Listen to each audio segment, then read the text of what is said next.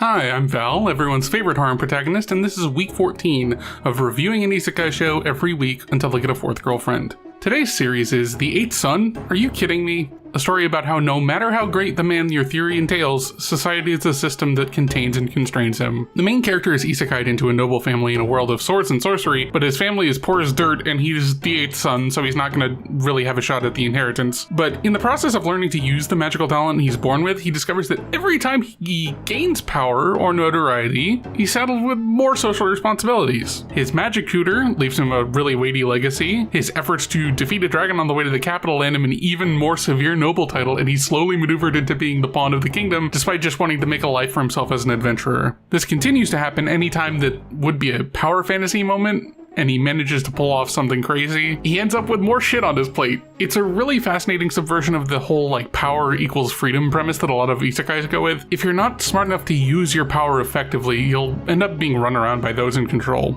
I can't say whether I think this is a really good show or not, but I think it's an interesting inversion of the norms for a lot of these things anyway. And now, let's go to the wheel to find out what we're going to be talking about next week.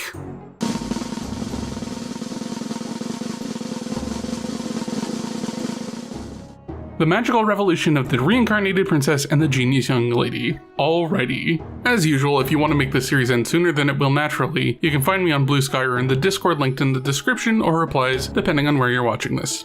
Thanks for watching.